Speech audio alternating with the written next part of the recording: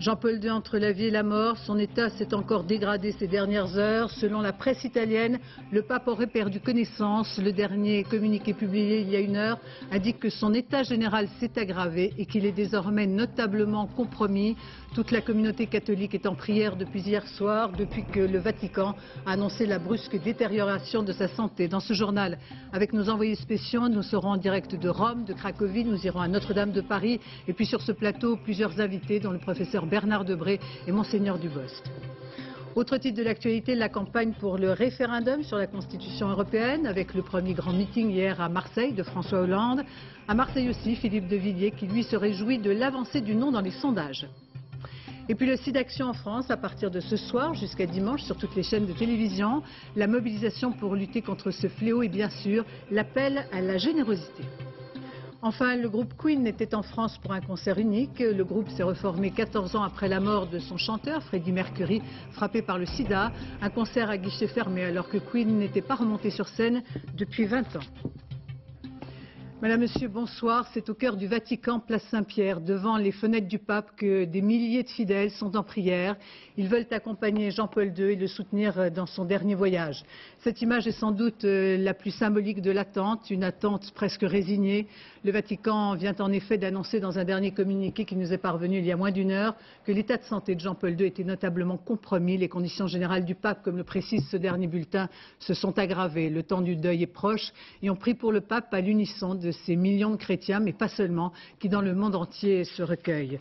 Les nouvelles donc se succèdent. Depuis près de 24 heures, c'est le 4e communiqué. Celui-ci ne laisse plus vraiment d'espoir. Le pape, selon les agences de presse italiennes, aurait perdu connaissance. Tout s'est accéléré depuis hier soir 23 heures, lorsque le Vatican a publié un premier bulletin. Il retiendra l'émotion du porte-parole du Vatican. Jean-Paul II attend la mort. Il était encore lucide et serein cet après-midi, nous dit-on. Bernard Lebrun.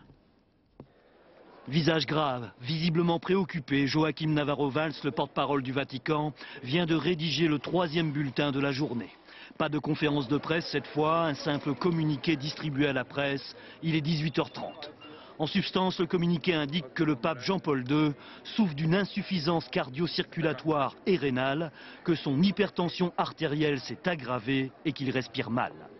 Déjà ce midi, alors que les spéculations vont bon train et que la presse italienne dit le pape à l'agonie ou dans le coma, dans la salle de presse du Vatican, on se bousculait pour entendre le second communiqué officiel du jour. Il était 12h30. La situation à cette heure est stationnaire, mais les signes d'une gravité évidente demeurent. Les paramètres biologiques sont altérés. La pression artérielle est instable, mais le pape continue à être lucide, pleinement conscient et je dois dire très serein. Mais l'attaque a été très sérieuse. Dès hier, le pape Jean-Paul II a été victime d'une crise de septicémie entraînant une attaque cardiaque. Pour autant, il refuse de quitter ses appartements.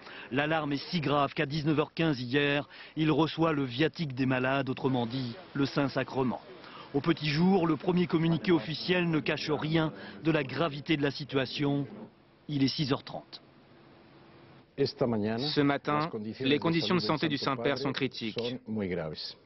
L'inquiétude grandit d'autant plus lorsqu'est révélée la présence au Vatican de cet homme, le cardinal Ruini, vicaire de Rome en charge de l'annonce de la mort du pape. Mais un autre cardinal, qui lui a visité Jean-Paul II ce matin, se montre alors rassurant. Immédiatement, dès que le Saint-Père m'a aperçu, il a souri. C'est le signe qu'il me reconnaissait. Dans le communiqué de ce soir, le Vatican indique que l'état de santé du pape est notablement compromis et de sources médicales, selon l'agence italienne ANSA, il n'y aurait plus d'espoir. C'est donc hier soir que Jean-Paul II a reçu les sacrements du malade dans un état d'une gravité évidente selon le communiqué du Vatican. Sa santé ces dernières 24 heures, on l'a dit, s'est brutalement dégradée. Les fidèles ont accueilli la nouvelle avec une infinie tristesse. Jean-Paul II qui est chez lui, à la maison, dans ses appartements, entouré par la ferveur des Romains. Reportage Isabelle Stess, Emmanuel Beck. Unis dans la prière devant la basilique Saint-Pierre. Ces pèlerins anglais sont venus se recueillir parmi tant d'autres ici, dès qu'ils ont appris la nouvelle.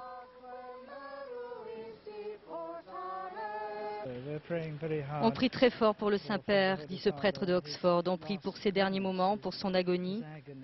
Il a si bien servi l'Église. Tous les regards sont braqués sur les fenêtres des appartements du pape. Depuis que Jean-Paul II a reçu les sacrements du malade, les fidèles n'ont plus d'espoir. Sa vie ne tient plus qu'à un fil, hélas. On prie pour lui en espérant que ça s'améliore, mais comme les médias le disent, on attend la mauvaise nouvelle d'une heure à une autre. L'atmosphère a changé à Rome, et pas seulement parce que toute la presse internationale est installée près du Vatican. Même s'il ne meurt pas aujourd'hui, on sent que la présence du pape s'éloigne.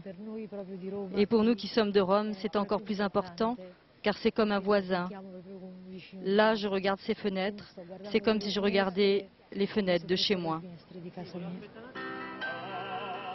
Chacun rend hommage à sa manière, et certains font déjà l'éloge de Jean-Paul II au passé. C'était un grand orateur, c'était un grand penseur, c'était même un athlète, c'était un homme en bonne santé quand il a commencé à être pape. Mais maintenant, il a été dépouillé de tout ça, mais même comme ça, dans ces derniers jours, ces dernières semaines, encore il apparaît devant la foule.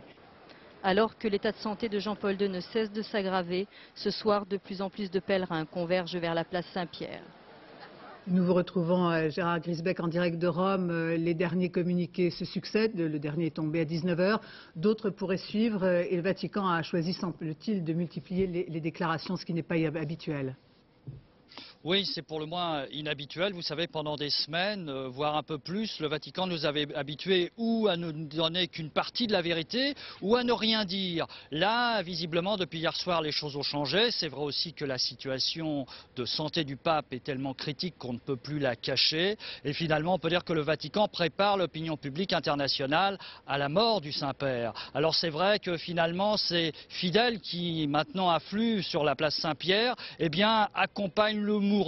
Et le mourant, jusqu'au bout, sera resté pape, aura gardé sa charge et il n'aura donc pas renoncé. On sait donc l'importance qu'il a accordée à cette charge. On sait l'importance qu'il a accordée aussi au fait de se montrer dans le passé. Il a été l'athlète de Dieu, on l'a vu sportif. Eh bien, on l'a vu toutes ces dernières semaines agonisant. On ne va pas le voir évidemment mourir, mais on sait qu'à l'heure qu'il est, sans doute, il est en train de mener cette dernière bataille contre la mort. Merci Gérard Grisbeck. Jean-Paul II a donc choisi de rester dans ses appartements pour y mourir en souverain pontife. Un instant, il a été dit que Jean-Paul II était dans le coma, information très vite démentie dans la journée. Alors le porte-parole du Vatican a détaillé la nuit et la matinée du pape, un pape à bout de souffle et lucide, l'œil de la Mornay. Il est très exactement 18h17 hier soir lorsque Jean-Paul II reçoit le Saint Viatique, l'extrême onction donnée aux malades proches de la mort. Mais au cours de la nuit, l'état du Saint-Père qui est resté conscient se stabilise suffisamment pour qu'il demande à 6 h ce matin à concélébrer la messe dans la chapelle privée de ses appartements. Peu de temps après, il souhaite qu'on lui lise les 14 stations du chemin de croix, le récit de la passion du Christ. À chaque station, Jean-Paul II a fait le signe de croix. Dans la matinée, le pape va encore recevoir plusieurs collaborateurs, en fait essentiellement ceux de la garde rapprochée du Vatican, qui assureront la période d'intérim après son décès. À présent, Jean-Paul II ne bouge plus de sa chambre, où ont été installés tous les équipements médicaux. C'est chez lui que le pape veut finir ses jours. Jusqu'au bout, il sera accompagné par les 5 sœurs polonaises qui l'ont suivi depuis le début de son pontificat. Pour autant, tout au long de l'après-midi, le Vatican a voulu montrer que la vie de l'Église suivait son cours en publiant une liste de démissions et de nominations d'évêques que Jean-Paul II avait signée juste avant l'aggravation de son état de santé. Avec nous le professeur Bernard Debré, bonsoir. On l'a dit, les communiqués se succèdent, précis, des communiqués médicaux. Diriez-vous que selon les dernières informations, le pronostic vital du pape est engagé? Je crois que c'est évident, le pape va mourir dans les minutes ou dans les heures qui viennent. Il a eu cette nuit un arrêt cardiaque, ce qui est déjà quelque chose de très grave. Il a été, comme on dit en médecine, pardonnez-moi d'utiliser ce terme, rattrapé par des médicaments qui ont été administrés rapidement. Et puis progressivement, du fait de sa maladie, Parkinson, qui avait dégradé ses poumons, ses reins et son cœur, progressivement ses organes sont en train de lâcher, la mort gagne et il est en train de mourir. Professeur Debré, le pape a souhaité mourir dans ses appartements, chez lui. loin de l'hôpital, mourir comme le veut la tradition. Est-ce que ça veut dire d'une certaine façon qu'il n'y a pas ou qu'il n'y aura pas d'acharnement thérapeutique? Oui, bien entendu. Et je crois que nous sommes tous contre un acharnement thérapeutique inutile à un moment donné où la mort est en train de gagner. Je crois qu'il est nécessaire d'accompagner. Et c'est ce qui se passe avec ces médecins qui font en sorte que le pape ne souffre pas. Et donc, pour ne pas souffrir, il y a déjà la présence qui réconforte et peut-être des médicaments qui l'empêchent de souffrir. Peut-être un mot avec vous, Monseigneur Dubost. Bonsoir. Bonsoir. Peut-être d'abord l'émotion de tous les catholiques et puis l'émotion qui est sans doute la vôtre. Bien sûr. Vous savez, en ce moment, je me rappelle les premiers mots ou à peu près de Jean-Paul II, « N'ayez pas peur ». Et je trouve que c'est bon de les rappeler maintenant parce que je crois que Jean-Paul II a fait face à la vie et qu'il doit faire face à la mort sans avoir peur ou en dominant sa peur par sa foi. Et je crois qu'il nous dit aussi, n'ayez pas peur à tous les catholiques qui évidemment sont en train de vivre ce passage vers l'éternité. Alors tous les catholiques, et bien sûr dans le sud de la Pologne, dans la petite ville natale de Jean-Paul II, comme partout ailleurs dans le pays, la population se recueille. Premier pape slave de l'histoire de la chrétienté, Jean-Paul II n'a jamais oublié sa Pologne natale, la Pologne qui s'est unie dans une même ferveur de prière autour de Lech Walesa ou encore du Premier ministre polonais. Les Polonais, toujours solidaires de leur pape, balancent entre espoir et impuissance, comme le montre à Cracovie ce reportage de Maryse Burgot et Nathalie Gallet. Ils sont venus spontanément devant l'archevêché de Cracovie. Pendant des heures, ils vont prier devant une fenêtre devenue mythique. Chaque voyage de Jean-Paul II dans son pays natal passait en effet par cette fenêtre où il chantait, priait avec la foule, souvent tard le soir. C'était au temps où le pape allait relativement bien. Mais ce soir, parce qu'il n'y a plus d'espoir, ces Polonais se remémorent le passé. Les sanglots au bord des mots, cette femme se souvient qu'ils étaient des milliers chaque soir. Il nous a donné tant d'espoir, dit-elle, surtout pendant les temps difficiles du communisme. Cette jeune femme de 27 ans explique que Jean-Paul II a été nommé pape l'année de sa naissance et c'est grâce à lui, dit-elle, que notre peuple a trouvé la liberté. 95% des Polonais sont des fervents catholiques. Alors ce soir, dans les 150 églises de Cracovie, bien sûr, on prie pour le pape. L'enfant du pays est considéré ici comme l'homme le plus important du XXe siècle. Un enfant du pays qui compte bien sûr à Cracovie des amis intimes. Ce physicien faisait du ski avec Jean-Paul II dans les années 50. On les voit ici ensemble. Resté proche de Jean-Paul II, cet homme évoque ces années où il se cachait du régime communiste pour dire des messes en compagnie du pape dans des villages de montagne. C'est ici à Cracovie dans les années 60-70 que Karol Wojtyła s'est forgé un destin, en rusant avec le pouvoir communiste de l'époque, en allant parfois jusqu'à l'affrontement. Et c'est cette attitude qui explique aujourd'hui l'immense respect qu'il inspire au peuple polonais. Et nous vous rejoignons, Gilles Rabin à Cracovie, le cœur de la Pologne bat au rythme des communiqués, chacun retient son souffle et peut-être maintenant ses larmes. Vous savez, Béatrice, il y a longtemps que le cœur de la Pologne bat au rythme des rares paroles et des grandes souffrances de Jean-Paul II, car ici Jean-Paul II est considéré comme un saint vivant que bien sûr personne ne veut voir disparaître. Alors bien sûr, cette fois-ci, tout le monde a compris que le moment du grand deuil était proche et tout le pays se recueille, retient son souffle, se recueille et prie. On prie dans toutes les églises, tous les monastères, tous les lieux de pèlerinage, très nombreux en Pologne, bien sûr, mais on prie aussi dans les synagogues et dans les mosquées.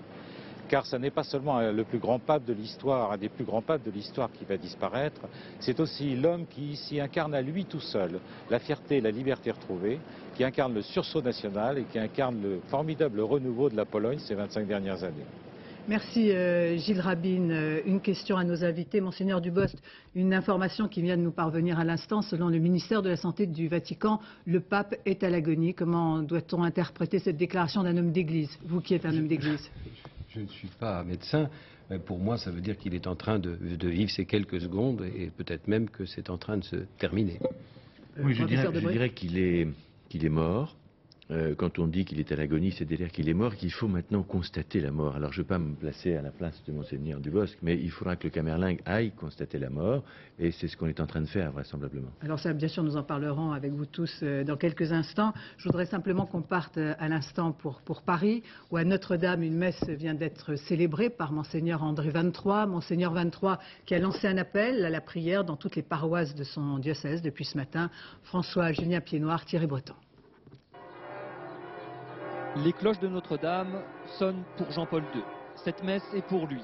Monseigneur André XXIII, archevêque de Paris, a tenu à la célébrer. C'était très important de nous réunir pour prier en communion avec le pape qui vit une période particulièrement difficile, comme tout être humain qui approche de sa fin.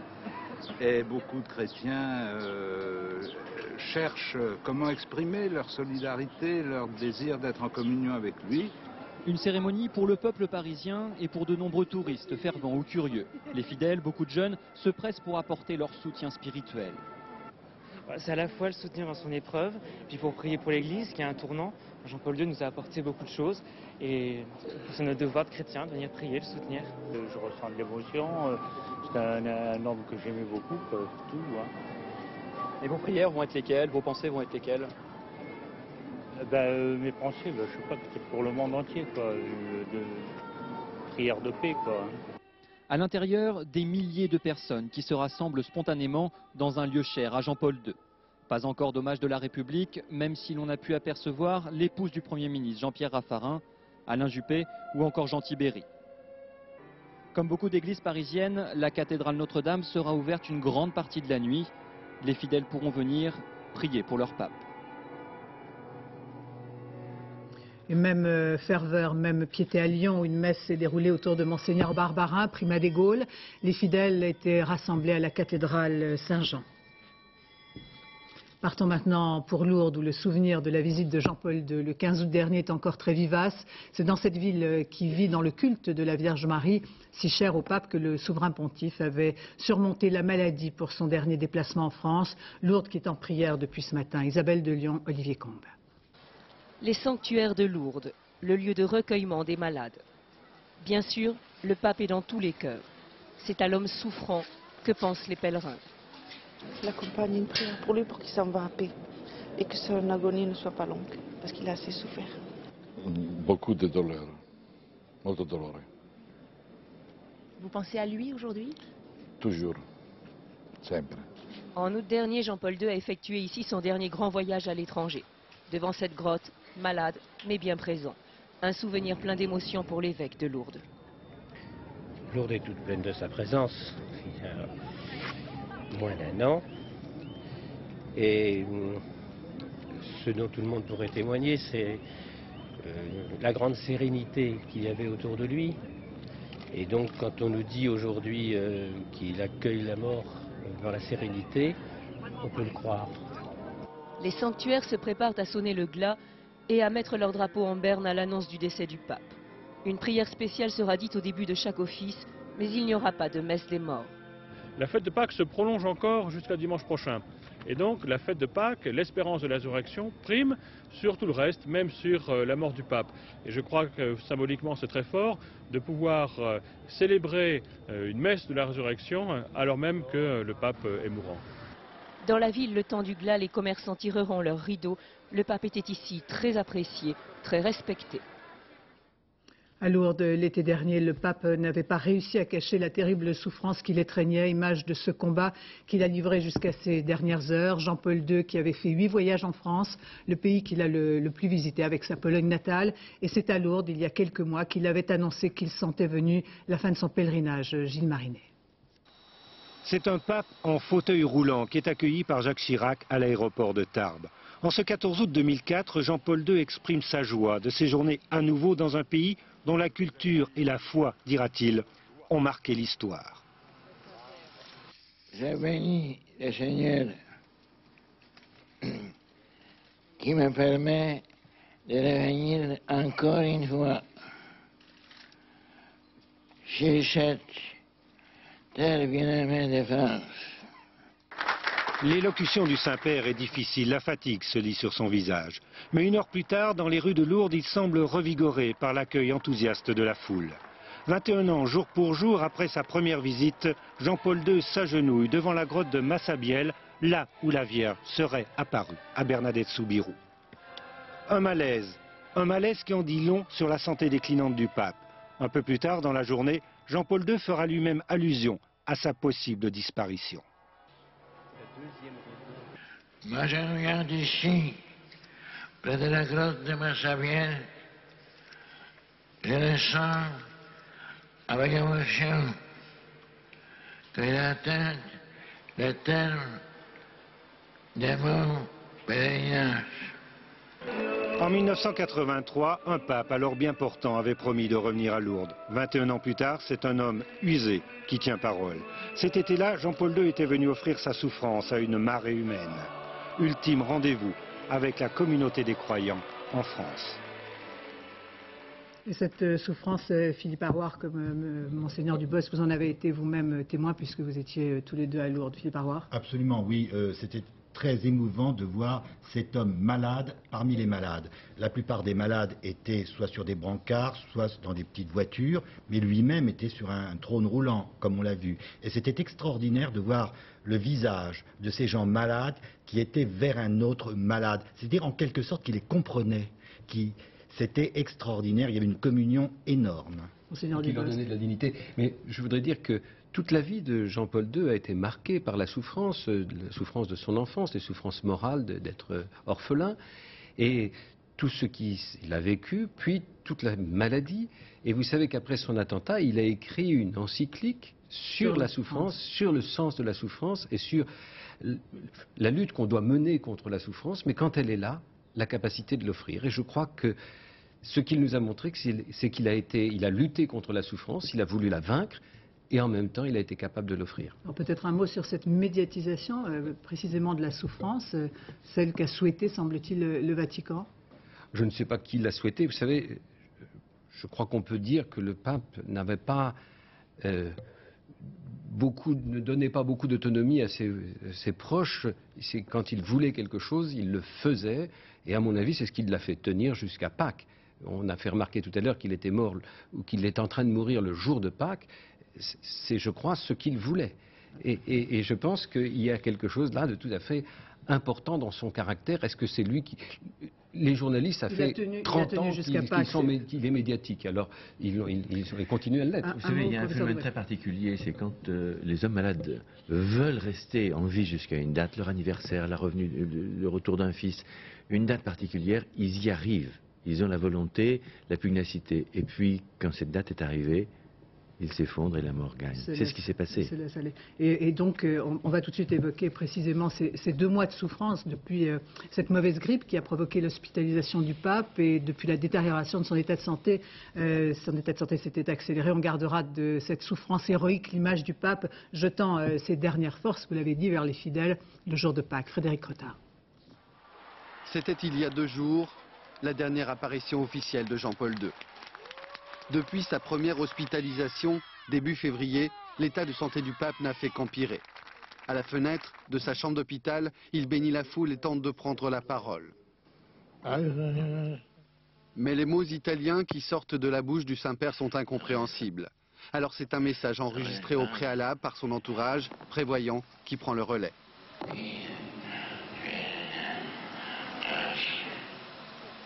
3 semaines plus tard, Jean-Paul II retrouve l'hôpital Gemelli et cette fois, une trachéotomie est pratiquée. Le Saint-Père apparaît le dimanche pour bénir la foule. On le voit porter la main à sa gorge douloureuse. Il faudra attendre le 13 mars pour entendre de nouveau la voix du souverain pontife. Une voix rauque, mais cette fois le message est compréhensible sans playback. Le soir même, il quitte l'hôpital et fait ses adieux à l'équipe médicale qui l'a soigné. Une caméra filme de loin un geste de souffrance alors que Jean-Paul II vient de s'installer à bord du véhicule qui le ramène au Vatican. Les conseillers en communication ont fait placer une caméra à l'intérieur de la voiture.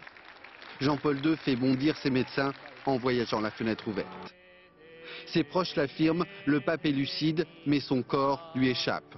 À la fenêtre de ses appartements, le dimanche des Rameaux, le Saint-Père exprime un signe d'impuissance en tapant sur son pupitre. Le pape n'est pas en état de participer au traditionnel chemin de croix. Il apparaît cependant filmé de dos, ce qui ne fait qu'accroître l'inquiétude sur sa santé. Le dimanche de Pâques, il apparaît en public avec un masque de souffrance.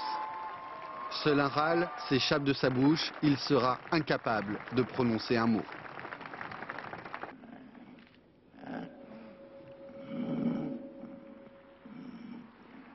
Une souffrance immense sous les yeux de millions de catholiques.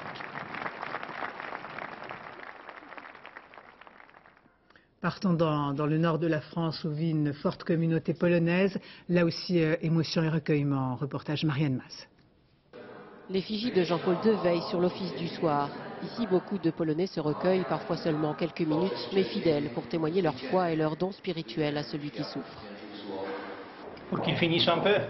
Le soutenir en moment difficile, on va prier pour ça. Bon Dieu.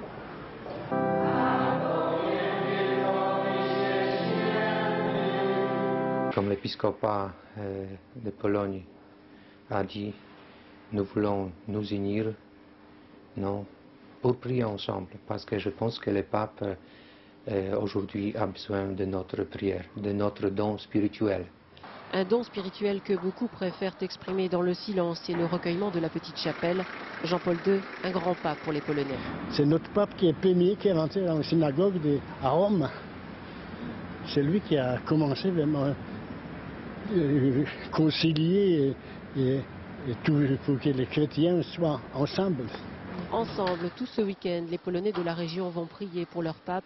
Ce dimanche sera un jour particulier avec la fête de la Miséricorde, une fête instituée par Jean-Paul II lui-même. Élu pape le 16 octobre 1978, Karol Wojtyła a été ordonné prêtre à Cracovie, puis évêque, archevêque et cardinal enfin.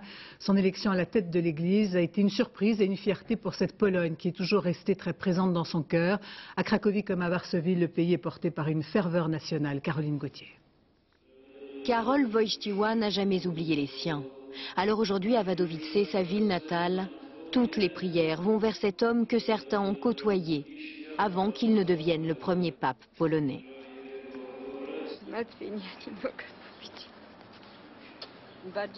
Nous sommes très inquiets. Depuis ma petite enfance, ici à l'église, je me souviens de lui. Quand il était prêtre, évêque, cardinal, il venait souvent nous voir. Zakopane, dans les montagnes, un des lieux préférés du souverain pontife. Montagnards et touristes s'y recueillent, hésitant entre l'espoir et la résignation. C'est tout un pays qui souffre pour son pape et partage sa douleur. Ici, à Częstochowa, des dizaines d'adolescents sont venus supplier la Vierge Noire si chère à Jean-Paul II. Et si cette sainte, créditée de nombreux miracles, pouvait répondre à leurs suppliques. De Prague, l'ancien président polonais Lech Walesa veut lui encore croire à un miracle. Restons calmes. Moi je suis croyant, je fais confiance aux décisions du bon Dieu et j'ai encore l'espoir que le Saint-Père s'en sortira et qu'il continuera à nous servir. Et puis, en Irak, à des milliers de kilomètres de là, sur cette base militaire, les 4000 soldats polonais engagés dans le conflit ont posé les armes le temps de cette prière pour que leur pape retrouve la paix. Bernard Lecomte, vous êtes biographe du pape Jean-Paul II. D'après vos informations et votre sentiment, pensez-vous que Jean-Paul II aurait secrètement souhaité s'éteindre en Pologne, peut-être être inhumé en Pologne ? Oh, s'éteindre en Pologne, peut-être pas. Il s'est toujours remis dans les mains de Dieu là-dessus, tant pour la date que pour le lieu. En revanche, il a gardé, vous avez raison, une très grande affection pour son pays. Et on sait bien que s'il n'avait pas eu cette carrière, en quelque sorte, il serait entré au Carmel, en Pologne. Et à plusieurs reprises, lors des voyages en Pologne, on s'est demandé si, en effet, il n'aurait pas rêvé, quelque part, de finir sa vie dans un Carmel en Pologne. Bon, il en a décidé autrement. Il a dit c'est Dieu qui décidera. Et comme vous le savez, il n'a ni démissionné, ni choisi le Carmel. Alors comment la Pologne sera auprès du Saint-Père qui est vraisemblablement décédé? Selon cette dernière information, l'électrocardiogramme du pape est plat, selon la presse italienne. Il n'y a pas de commentaire du Vatican. C'est fini. À partir du moment où l'électrocardiogramme est plat, on parlait d'agonie, maintenant on parle d'électrocardiogramme plat. Il est mort. Et je crois qu'il faut maintenant constater sa mort. C'était un beaucoup de tristesse, mais on est forcé de le dire, on ne peut pas dire autre chose. Comment vont se dérouler ces heures qui viennent? Oui, alors d'abord, il y a l'entourage très proche. C'est comme la mort d'un père dans une famille. Il y a son secrétaire, qui est à la fois son chef de cabinet et son fils spirituel, Stanislav Dziwisz, qui est là, évidemment, attentionné, on l'imagine tout près et très ému. Il y a les petites sœurs qui l'ont servi pendant ces 26 ans, les petites sœurs, les petites religieuses polonaises, petites sœurs de l'Enfant Jésus, qui sont là, toujours attentionnées, qui sont des vieilles femmes maintenant. Elles aussi étaient jeunes il y a 26 ans. Et puis il y a d'autres prélats, il y a celui qu'on appelle le porte-plume, Monseigneur Rilko, c'est celui qui jusqu'à la fin a écrit les textes du pape. Tout cela fait un entourage. Alors il ne faut pas parler de camarilla ou de filière ou de je ne sais pas quoi, on exagère toujours un petit peu ce côté-là. C'est surtout la famille du pape. Ce pape qui a tellement parlé de la famille et qui lui-même était sans famille depuis si longtemps, c'était sa famille, ces Polonais qui l'entouraient. Philippe Arouard, peut-être d'un mot, qui sera chargé d'annoncer la mort du pape? Alors ce qui est intéressant, c'est de voir que le pape, depuis 1996, avait pris toutes les dispositions concernant la vacance du siège apostolique. Les obsèques auront lieu entre 3 et 6 jours, avait-il demandé, mais des prières seront dites pendant 9 jours. Le conclave chargé d'élire son successeur se réunira entre 15 et 20 jours après sa mort. Et l'intérim du pouvoir est évidemment confié au camerlingue, et il a nommé le camerlingue, qui est un cardinal espagnol, Monseigneur Martinez Somalo, qui est âgé de 78 ans. C'est lui qui devra constater, et qui est peut-être en ce moment en train de constater le décès du pape, et puis c'est lui qui va convoquer la réunion des cardinaux qui, dès le lendemain de la mort du pape, vont se réunir pour préparer le conclave, c'est-à-dire l'élection de son successeur. Si vous voulez bien, tout de suite, retour à Rome, où dans toutes les églises, les fidèles sont en prière autour de la classe politique. Philippe Visserias et Romain Potocki. Messe de soutien ou déjà messe d'adieu. Autour du cardinal Camillo Ruini, toute l'Italie se retrouve ce soir à l'église Saint-Jean-du-Latran. Le président de la République, le chef du gouvernement, l'opposition, tous unis dans la prière. Dans ces heures de souffrance, comme avant dans tout son infatigable ministère, le pape voit déjà le Seigneur. Il est déjà uni à notre seul Sauveur. Dans la ville éternelle, aux 900 églises, l'émotion est partout. Des prières spéciales sont organisées dans les paroisses de quartier. Depuis 26 ans, les Italiens sont sous le charme de ce pape polonais qu'ils ne veulent pas voir partir. C'est comme si c'était une personne de ma famille qui était en train de mourir. Et donc je ressens le besoin, en ce moment, de prier pour lui et pour ce qu'il a fait.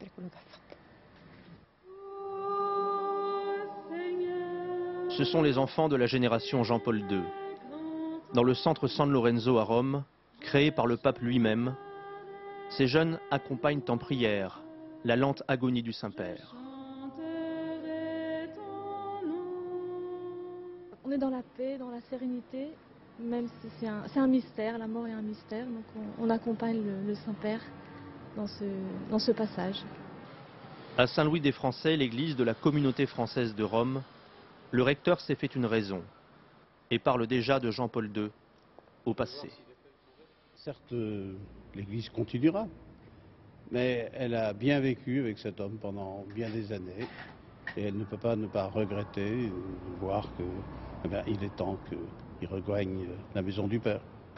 Depuis 2 mois, les fidèles à Rome vivent au rythme des bulletins de santé du pape. Avec le temps, l'espoir de le voir guérir s'est amenuisé et ce soir, ils se préparent au pire avec fatalisme. Et nous vous retrouvons en direct de la place Saint-Pierre. Isabelle Stess, j'imagine que l'émotion et l'angoisse grandissent depuis les derniers bulletins. Oui, écoutez, Béatrice, je me trouve actuellement devant les fenêtres des appartements pontificaux qui se trouvent juste derrière moi et qui dominent la place Saint-Pierre. Depuis la tombée du jour, les fenêtres des appartements qu'occupe le pape sont allumées. Elles sont toujours allumées ce soir. Et en bas sur la place Saint-Pierre, plusieurs centaines de fidèles se sont rassemblés. Il n'y a pas pour l'instant de grands mouvements de foule, mais on entend d'ores et déjà ces fidèles prier et chanter, les yeux rivés penchés sur les fenêtres des appartements de Jean-Paul II et qui probablement guettent un signe, le signe qui les plongera dans le deuil. Alors pour l'instant, il y a ici beaucoup d'Italiens qui ont écouté les nouvelles toute la journée et qui sont venus ce soir rendre visite à Jean-Paul II comme on rendrait visite à un malade, à un proche et qui probablement vont passer la nuit ici à veiller sous les fenêtres du pape. Et puis il y a aussi des pèlerins étrangers. Nous avons rencontré tout à l'heure un groupe de Français qui finalement résume assez bien le sentiment de la plupart des fidèles qui sont ici. Ils ont dit c'est la fin mais c'est mieux ici car même si c'est le pape, c'est avant tout la souffrance d'un homme et il est temps que cette souffrance s'arrête. Merci Isabelle Stess, vous restez avec nous. Peut-être d'un mot, Monseigneur Dubos, je vous ai vu écouter avec beaucoup d'attention le son des cloches que l'on entendait derrière Isabelle Stess précisément. Si elle voulait dire quelque chose, je n'en sais rien.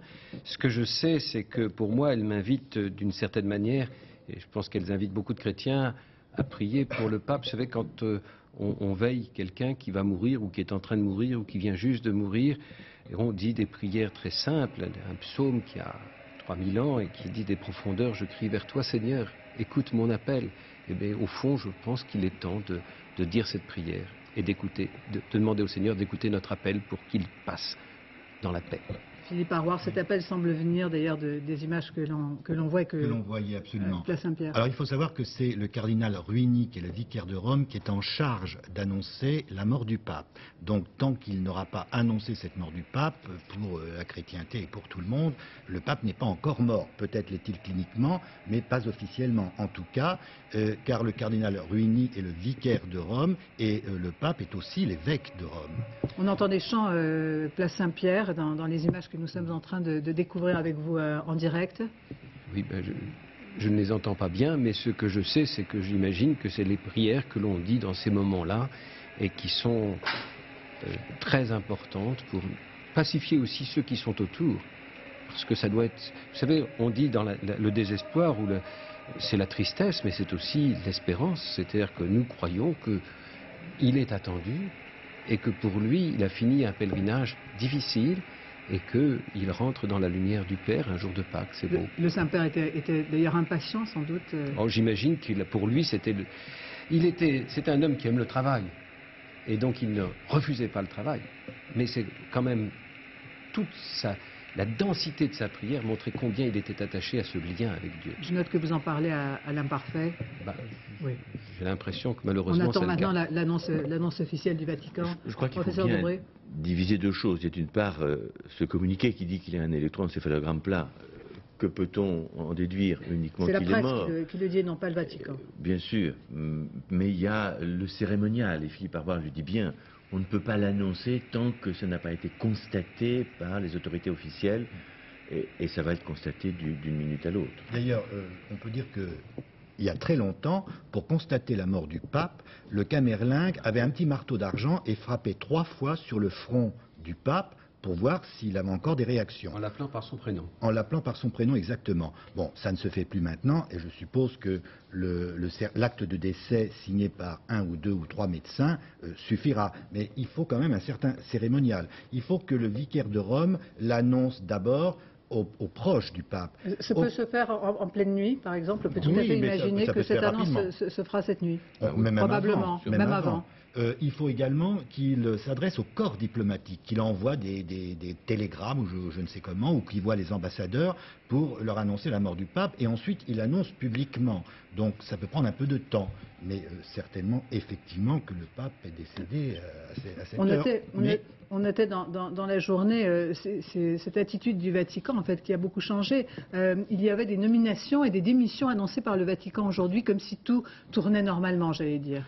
Oui, ça, je crois que ça fait partie de ces excès de zèle qui caractérisent les entourages de tous les chefs d'État. C'était vrai au moment de la mort de Pompidou, de la maladie de Mitterrand, c'était vrai sous Tito, sous Brejnev, sous Franco. On a toujours connu ça. Et le Vatican, s'il est le plus petit État du monde, c'est quand même un État avec ses entourages et ses excès de zèle.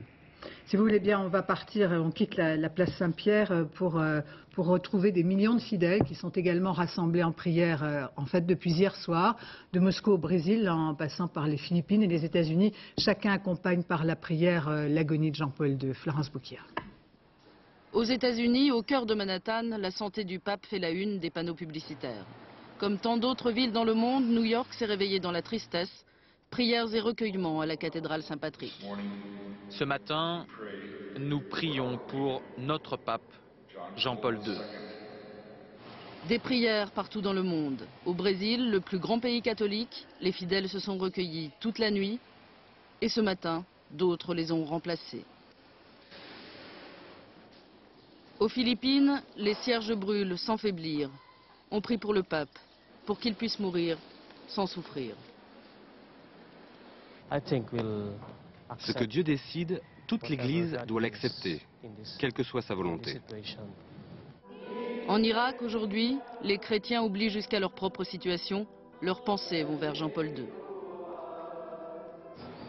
Au Nigeria, comme dans tout le continent noir, même ferveur, afin que le pape puisse s'éteindre dans la sérénité. Majestueuse, la cathédrale de Cologne en Allemagne accueille tous ceux, et ils sont nombreux ici, qui se sentent touchés par le destin hors du commun de ce pape. J'ai une photo très précieuse pour moi, car j'ai eu l'immense chance de rencontrer le pape et de lui serrer la main. Et je n'oublierai jamais cette poignée de main, à la fois douce et ferme. Dans toutes les villes d'Espagne, les églises sont pleines depuis l'aube. Je trouve que c'est très triste ce qui est en train de se passer. Mais tous ceux qui sont croyants savent bien qu'aujourd'hui il meurt et que demain il renaîtra. Au Portugal, à Fatima, l'un des lieux de pèlerinage préférés de Jean-Paul II, une messe spéciale a été dite pour ce pape d'exception. À Jérusalem, dans l'église du Saint-Sépulcre, c'était aujourd'hui jour de prière spéciale pour la santé du pape. Jean-Paul II qui a beaucoup marqué les esprits lors de son voyage en Israël en mars 2000. La communauté catholique compte quelques 100 000 personnes en Israël et dans les territoires. Et puis à Paris, c'était à l'heure de la grande prière du vendredi. Les musulmans français ont évoqué Jean-Paul II et prié pour lui, comme le montre ce reportage à la Grande Mosquée. Eleonore Gay, Olivier Robert. Une doua, une invocation au Dieu des musulmans pour Jean-Paul II. Cet après-midi, à l'heure de leur grande célébration hebdomadaire, ces fidèles ont prié pour le pape et adressé un message aux catholiques.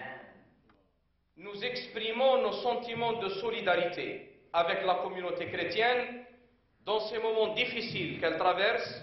C'est une première à la Grande Mosquée de Paris. On a tous prié, on partage les sentiments de toutes les religions. C'est le chef d'une religion monothéiste. Donc par là même, il a droit à la considération des musulmans. C'est quelqu'un d'important quand même dans le monde religieux international. Puis voilà, qu'est-ce que vous voulez, c'est un grand homme qui est en train de partir, c'est tout. Il a été toujours pour justement une solidarité entre les religions, une compréhension entre les religions. Et voilà, c'est un saint homme. Un chef spirituel qui a beaucoup œuvré pour le rapprochement entre les musulmans et les chrétiens. C'est aussi pour cela qu'une prière lui était dédiée aujourd'hui. Pour nous, c'est l'homme du dialogue instauré entre les religions. Un homme d'une extrême sympathie pour l'islam, d'une extrême bienveillance pour même parfois la cause des musulmans. L'hommage au chef de file des catholiques, rendu par une autre religion. Ce formidable travail du pape qui a instauré le dialogue avec différentes communautés chrétiennes, mais aussi en dehors des communautés chrétiennes. Oui, ce qui restera de lui dans les livres d'histoire dans 100 ans, c'est ce qu'il a fait pour le rapprochement entre juifs et chrétiens. Là, on n'est pas dans l'actualité, on est dans une histoire de 2000 ans d'incompréhension, de méfiance, de mépris, que ce pape-là, celui qui venait de Pologne, qui avait dans sa jeunesse des petits copains juifs, qui a eu des partenaires de théâtre juifs, qui connaissait très bien le sujet, qui a été archevêque de Cracovie, n'oublions pas qu'Auschwitz était dans cette archidiocèse, qui est allé, et c'est ce pape-là qui aura fait le plus pour le rapprochement entre juifs et chrétiens, plus qu'aucun de ses prédécesseurs. Un travail de repentance de l'Église. Bien entendu, l'un va de pair avec l'autre au moment du passage au 3e millénaire, quand il lance sa repentance. L'un des dossiers les plus importants de cette repentance porte sur l'attitude des chrétiens dans l'anti-judaïsme et ses conséquences. Ça restera une très grande étape dans l'histoire. Philippe Arroy. Oui, deux grandes images. 1986, le pape Jean-Paul II pénètre dans la synagogue de Rome. On n'avait jamais vu cela.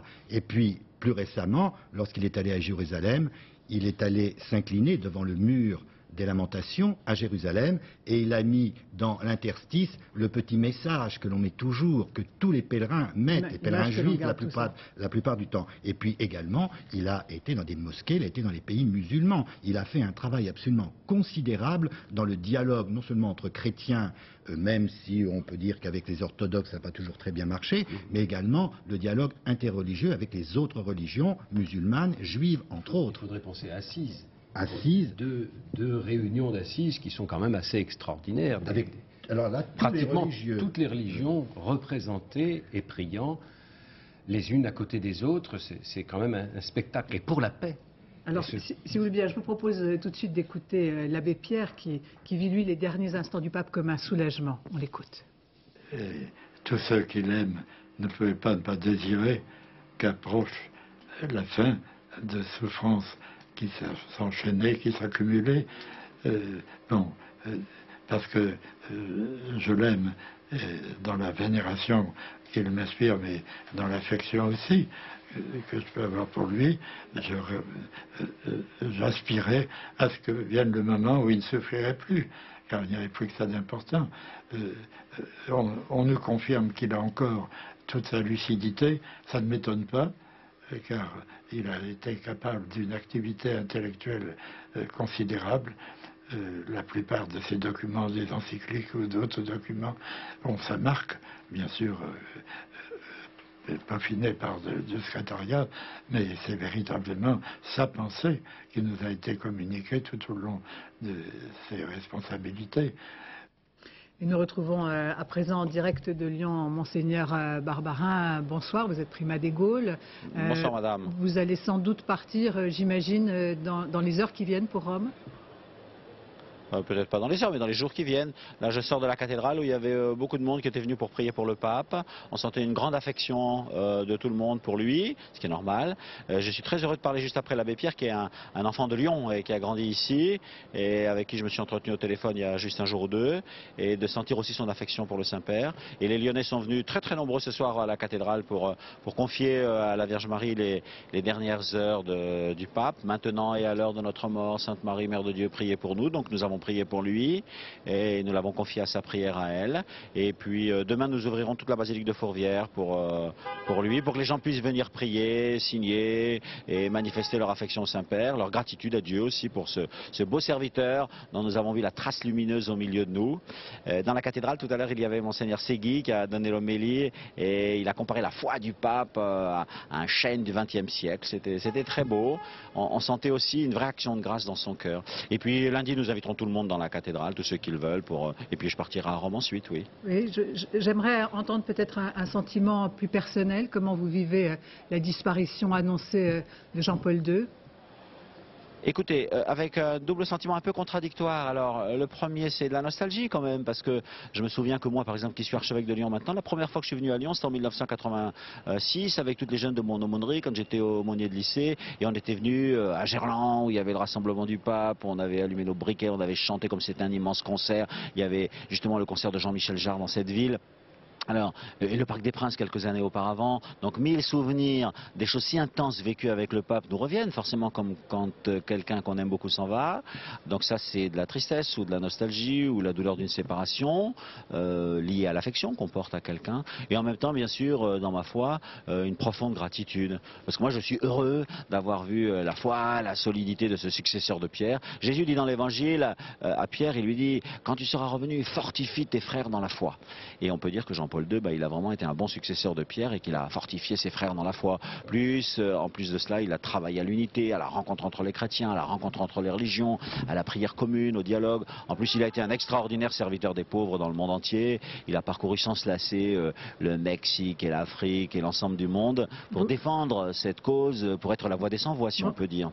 C'est peut-être pour ça d'ailleurs que vous en parlez avec beaucoup de passion. On sent la passion dans chacun de vos propos. Je me permets de vous couper car je voudrais qu'on retourne à Rome où nous retrouvons notre correspondant Gérard Grisbeck. Il semble que des informations plutôt contradictoires nous parviennent. Est-ce que nous sommes en direct avec vous, Gérard? Je ne vous vois pas, je vous entends. Effectivement, Béatrice, on a des informations contradictoires, c'est-à-dire qu'on nous dit qu'en réalité rien n'est sûr, que finalement l'information sur l'encéphalogramme plat a été donnée par une agence italienne, mais n'a pas été confirmée. Vous savez, ici on nous dit que finalement, enfin c'est vrai que ce pape qui est là maintenant depuis presque 27 ans, c'est difficile de faire des comparaisons sur les morts de papes, mais c'est vrai que l'annonce de la mort d'un pape dans le passé s'est faite ou par communiqué ou par intervention d'un porte-parole. Et lorsque le vicaire de Rome annonce à la foule que le pape est mort, et là en l'occurrence ça devrait être effectivement le cardinal Ruini, eh bien c'est un peu formel, c'est-à-dire qu'en réalité les gens le savent déjà. Donc on attend et on se dit que finalement si on doit l'apprendre, on l'apprendra peut-être par le bureau de presse du Vatican ou par un communiqué ou par une déclaration de Joachim Navarro-Valls avant que le cardinal Ruini lui-même l'exprime publiquement. Gérard Griesbeck, en tout cas vous restez évidemment avec nous pour ce journal qui devient une édition spéciale. Je voudrais qu'on retourne en France. Depuis les Journées mondiales de la jeunesse en 1997, une nouvelle ferveur est née chez les jeunes catholiques qui n'ont connu en fait que le règne de Jean-Paul II. Leur en dit Dominique Bonnet. Elle est venue exprès pour prier pour Jean-Paul II. Cet après-midi, comme de nombreux jeunes catholiques, Delphine est venue soutenir le pape par le seul moyen à sa disposition. C'est la prière tous les jours. Et effectivement, maintenant, il est vraiment dans les bras de Dieu et vraiment on prie pour lui, quoi. Ouais. On est la génération Jean-Paul II, on n'a jamais connu que lui. On allait au JMJ, on l'a toujours suivi, donc c'est vraiment un guide. En 97, de nombreux jeunes Français ont effectivement rencontré le Saint-Père à Paris. Ils étaient 1 million, Journée mondiale de la jeunesse. Parmi eux, François. Si aujourd'hui, il suit avec compassion la fin de vie du pape, c'est parce qu'il a été marqué par le personnage. Le pape, à chaque fois qu'il vient nous rencontrer, nous les jeunes, il nous propose la révolution de l'amour, il nous propose de mettre le Christ au cœur de notre vie. Et il est bien placé pour en parler parce qu'il a suivi, il a vécu toutes les grandes épreuves de l'histoire du XXe siècle. Damien, lui aussi, avait participé au JMJ pour voir ce pape qui plaît tant aux jeunes. Je pense qu'en fait, on est dans une génération où, en tout cas en Occident, on a tout ce qu'il faut en termes d'argent, de biens. Par contre, il y en a beaucoup, j'ai beaucoup d'amis à qui il manque un sens. Et je pense que ce pape, en défendant goutte que goutte un certain nombre d'options, a voulu montrer qu'il était possible d'avoir un sens à sa vie. Beaucoup de ces jeunes sont allés assister ce soir à la messe célébrée pour Jean-Paul II à la cathédrale Notre-Dame de Paris et unir ainsi leurs prières à celles du reste de l'Église. Monseigneur Dubos, vous avez évidemment envie de réagir.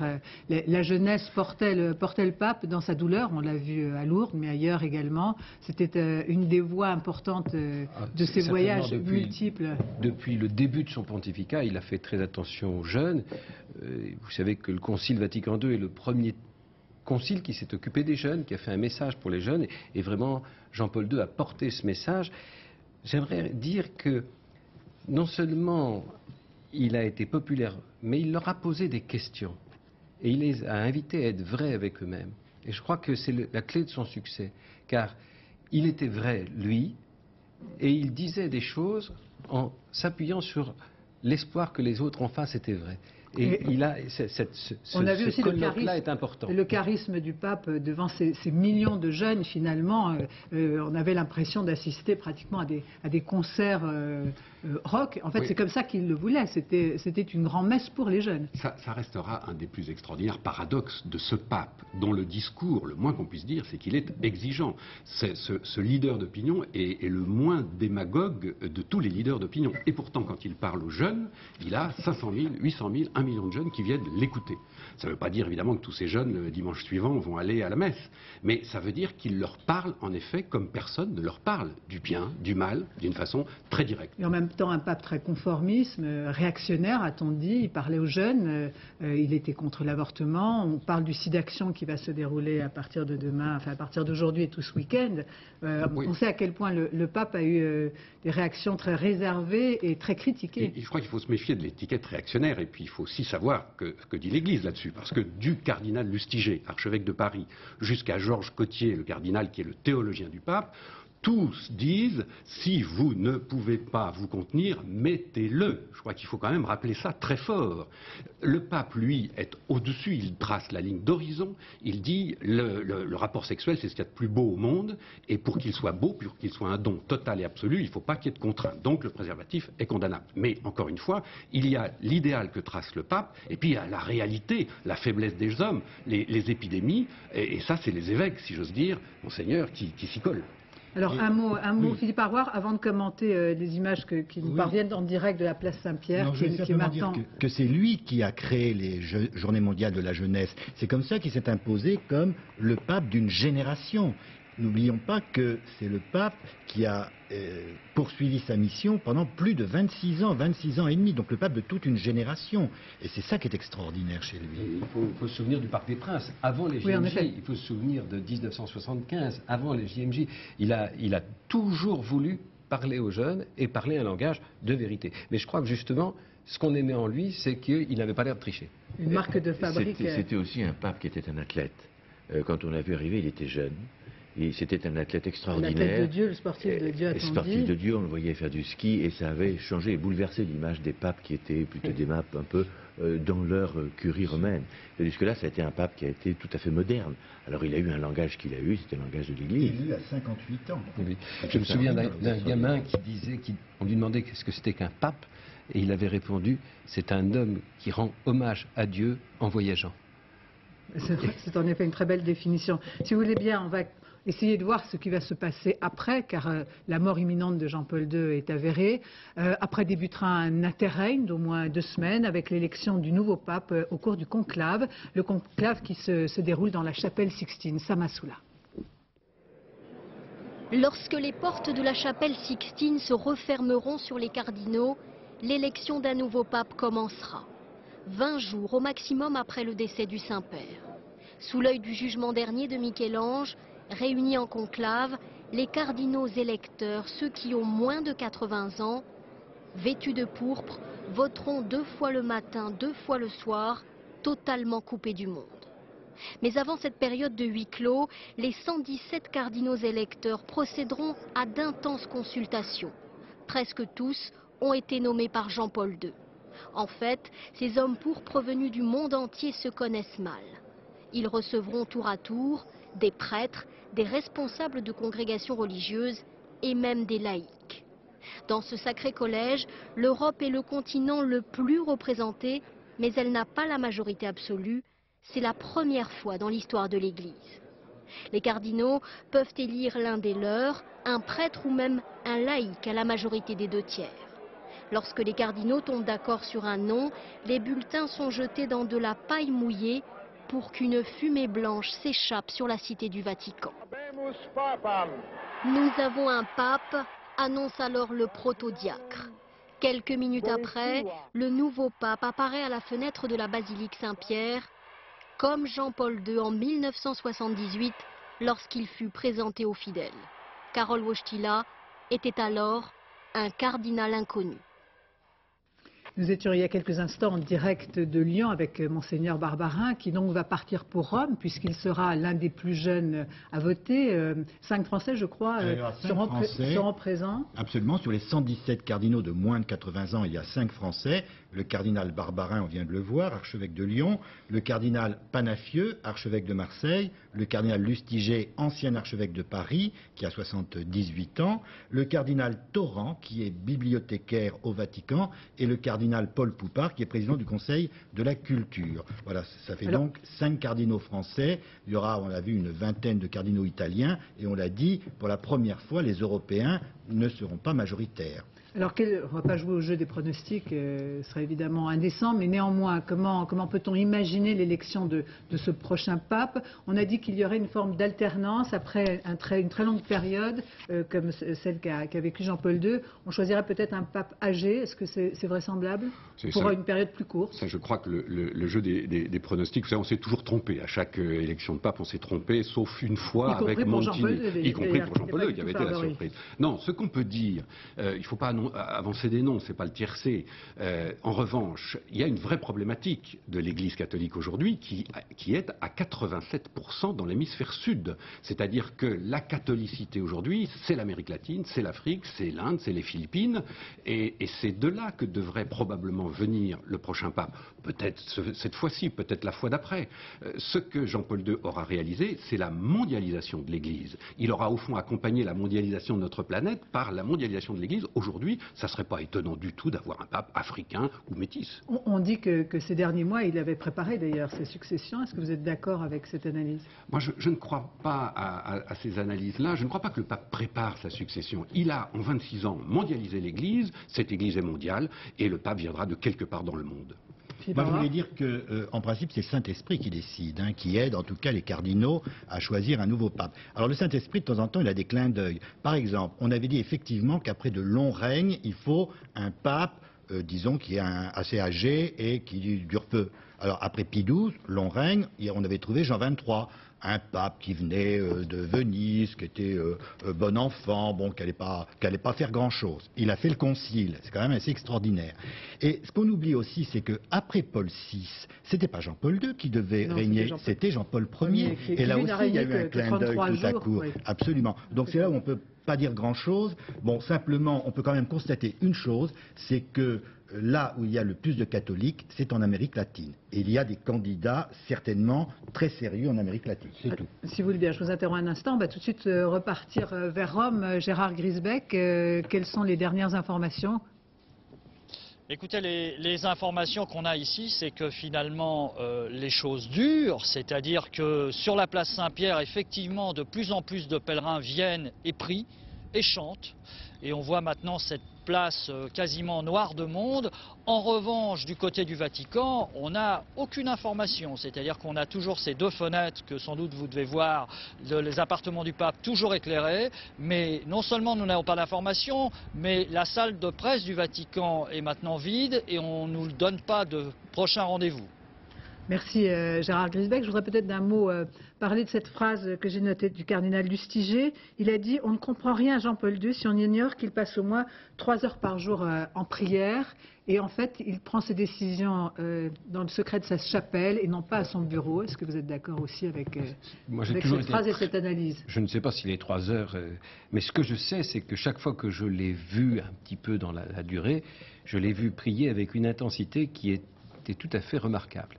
Et de fait, je suis sûr que pour lui, la prière et le lien, la parole échangée vers Dieu était quelque chose de tout à fait fondamental. C'est pour ça que, d'une certaine manière, pour moi, je suis triste de la mort du pape. Pour lui, je crois que c'est un jour heureux. Bernard Lecomte.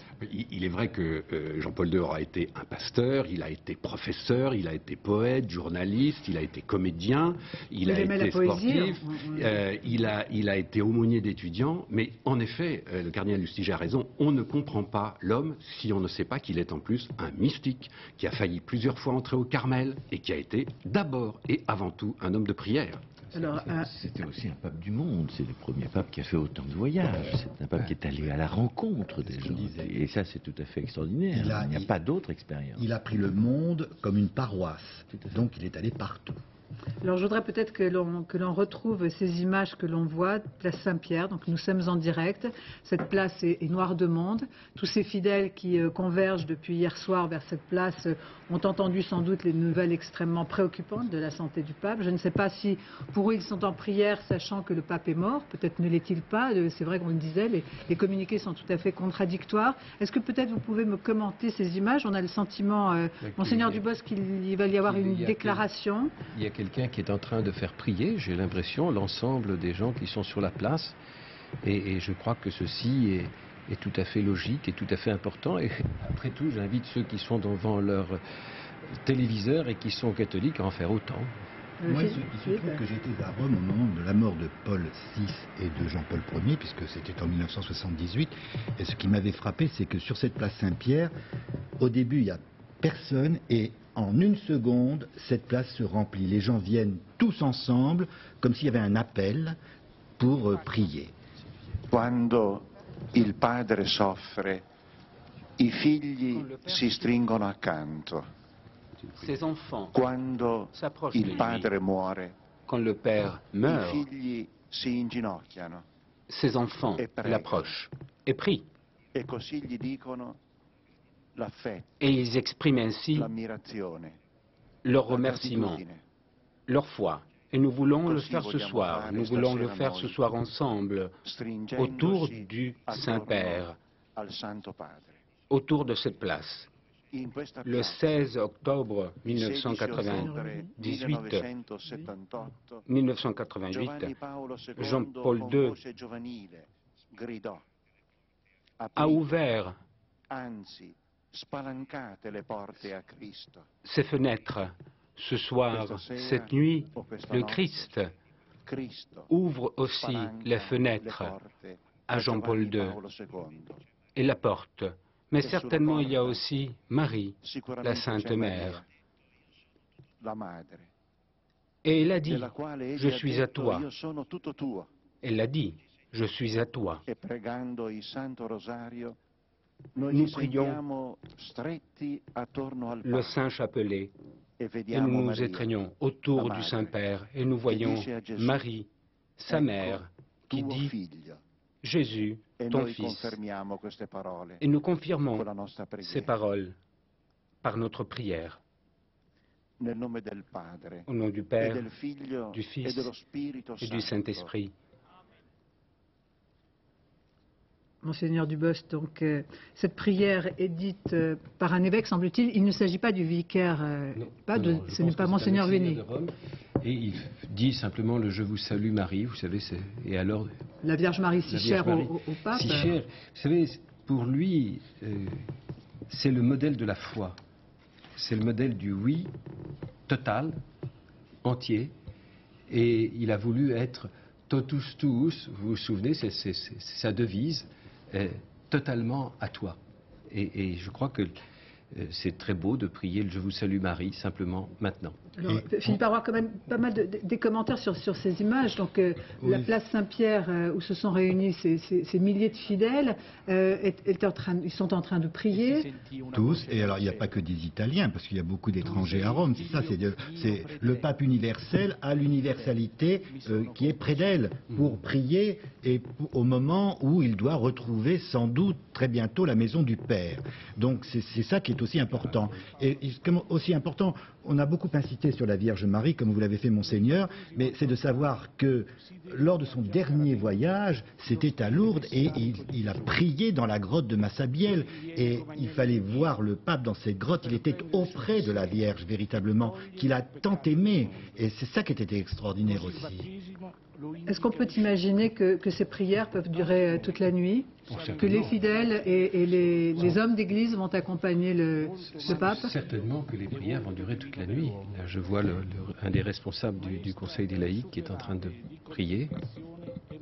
Je crois qu'il vaut mieux comprendre que le pape a refusé l'acharnement thérapeutique et que là il était en train de s'éteindre seul. C'était en effet une question qu'on se posait. Et c'est tout à fait important de le savoir. Nous sommes en train d'assister à l'agonie naturelle. Et les hommes qui sont autour de lui n'ont que la prière, c'est tout. Et je ne crois pas que les médecins agissent ou font quelque chose, si ce n'est peut-être de l'empêcher de souffrir. C'est peut-être pour ça qu'il a choisi de mourir dans ses appartements et de refuser de retourner à la clinique Gemelli. Bien entendu. Et c'est pour ça que c'est aussi long. Et ce matin, il a demandé, alors qu'il était encore lucide, il a demandé qu'on lise l'évangile de la Passion. Alors, si vous voulez bien, je vais vous interrompre parce que voilà une dépêche qui nous parvient et celle-là est d'importance. Le Vatican dément les allégations de la presse selon lesquelles le pape serait mort. Donc, en réalité, la presse italienne dit une chose, le Vatican ne confirme pas. Ces prières semblent accompagner l'agonie du pape, et sans doute pas sa mort, et ce qui est normal, et sans doute pas sa mort. Bernard Lecomte. Je crois que dans l'histoire, l'heure exacte de la mort du pape n'a aucune importance. Ce qui me frappe ce soir, ce qui frappe probablement tous les téléspectateurs, c'est que, un peu comme dans la chanson d'Aznavour, vous savez, ils sont venus, ils sont tous là, il y a le monde entier au chevet du pape, toutes ces communautés dans tous les pays, autour des églises, dans les cathédrales, qui prient très simplement ce grand-père qui est en train de les quitter.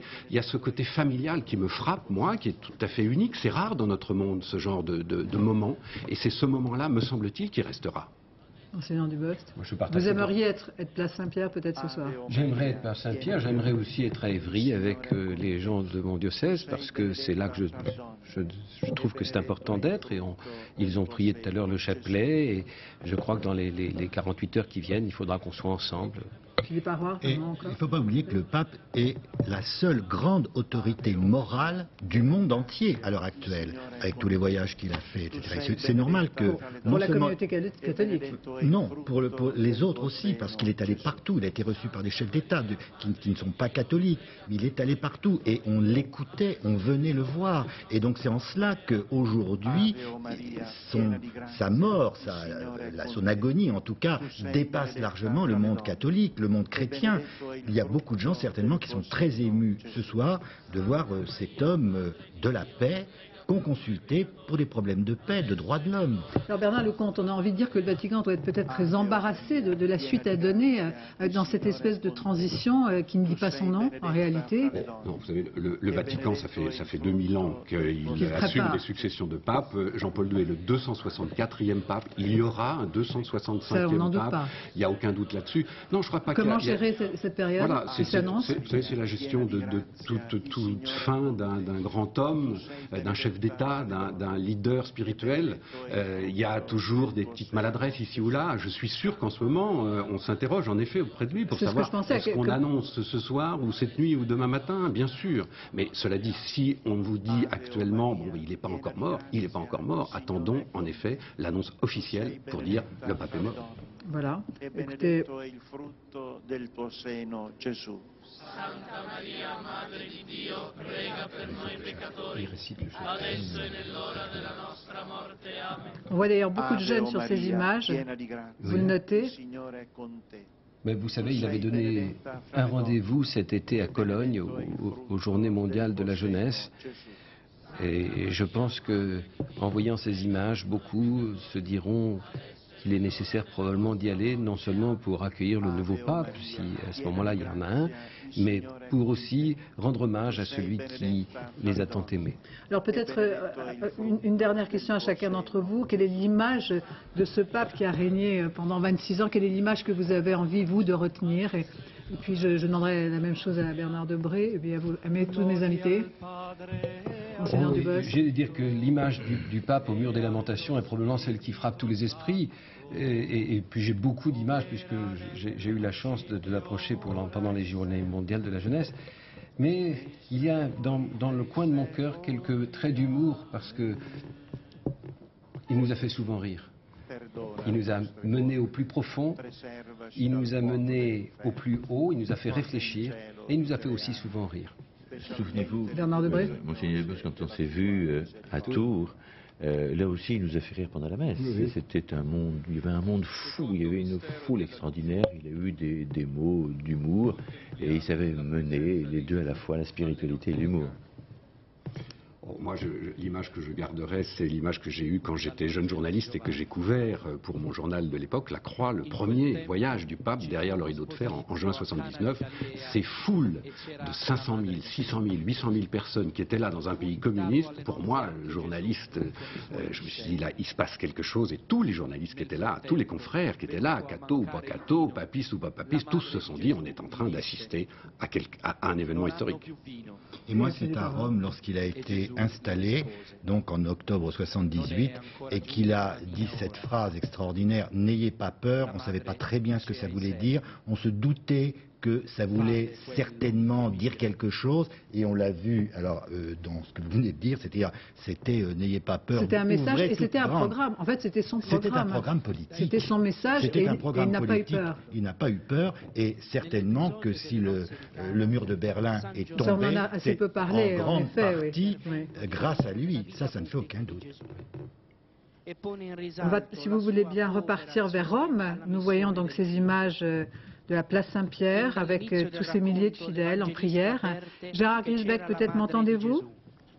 Oui, je vous entends absolument. Donc, on l'a dit, le Vatican dément absolument catégoriquement ce qu'il appelle des allégations de la presse italienne. Le pape, donc, n'est pas mort ce soir. pour le Vatican. Oui, le pape, en tout cas pour le Vatican, n'est pas donc officiellement mort. Vous savez, il y a un vent un peu glacial qui s'est levé maintenant sur la place Saint-Pierre, mais vous voyez de vos propres yeux à quel point ça ne change rien, à quel point maintenant ces milliers de pèlerins sont prêts à passer la nuit en prière pour aider ce passage du Saint-Père de la vie à la mort.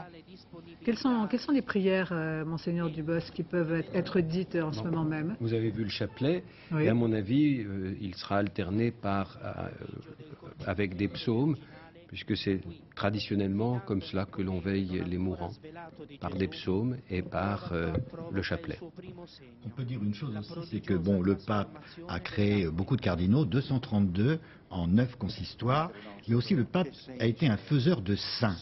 Ah oui. Il a fait plus de saints que tous les autres papes qui l'ont précédé. Il a béatifié 141 fois et 476 canonisations. C'est comme si le pape voulait dire, attendez, il ne faut pas que vous soyez tout seul. Il y a des gens extraordinaires qui vous ont précédé, vous les chrétiens, et qui vous accompagnent. On lui a parfois reproché d'ailleurs. Oui, mais qui sont des modèles en même temps.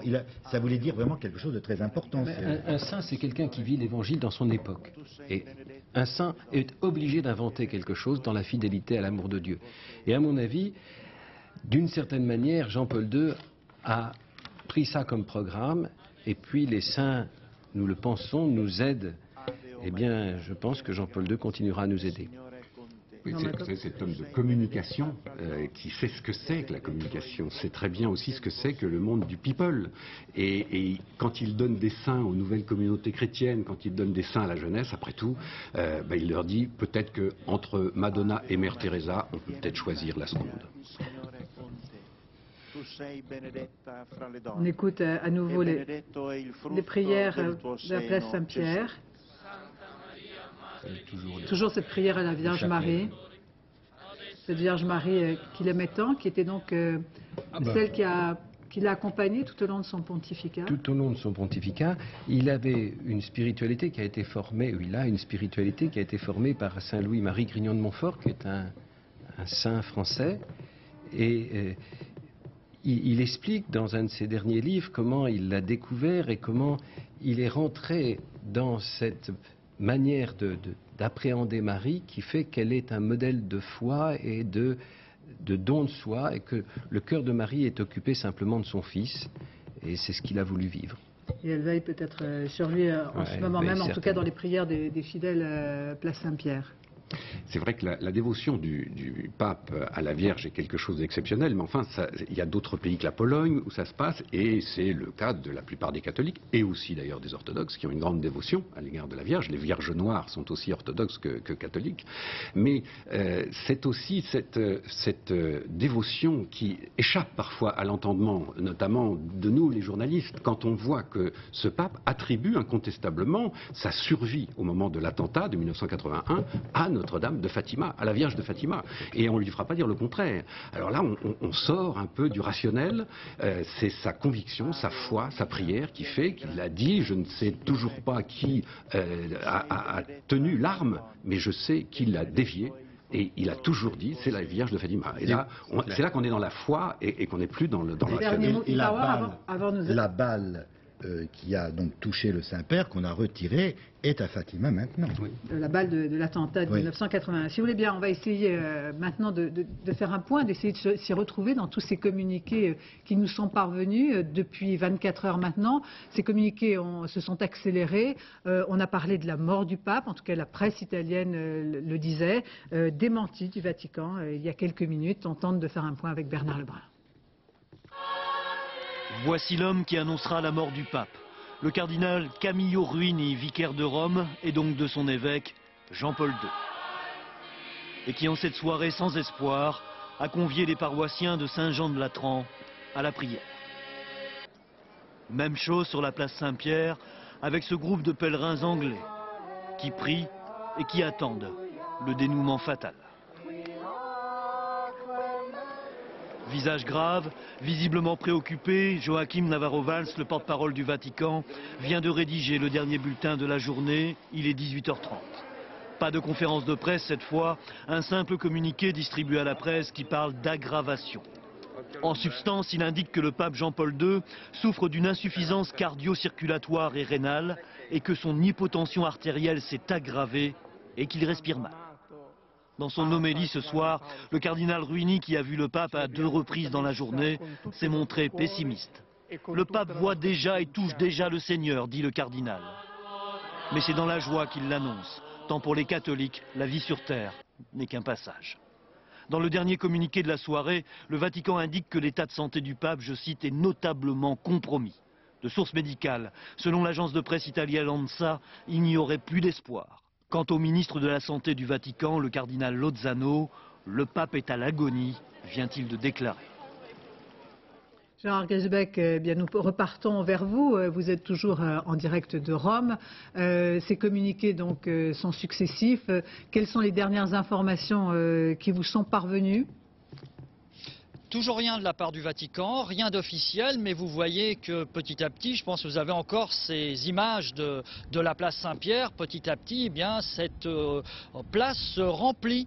Alors quand elle est pleine, il y a 70 000 personnes, mais on peut penser qu'il y en aura sans doute un peu plus encore dans les heures qui viennent, puisque le cardinal Ruini, tout à l'heure, le vicaire de Rome, a appelé à prier toute la nuit, à venir sur la place Saint-Pierre pour accompagner et aider le Saint-Père dans ce moment terrible.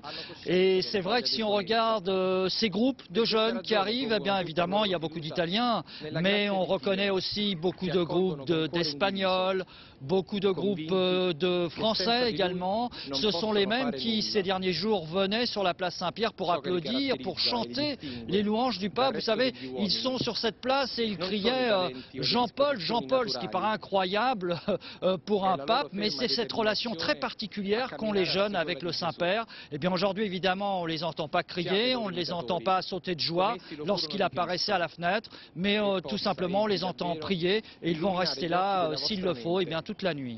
Eh bien, nous allons aller encore plus près de cette place Saint-Pierre, où vous êtes, vous, Isabelle Stess, tout près de ces fidèles qui sont rassemblés, qui sont dans le recueillement et qui suivent les prières des évêques. Oui, bah écoutez Béatrice, je viens justement de descendre de la place Saint-Pierre jusqu'au château Saint-Ange par la Via de la Conciliation, la rue de la Conciliation.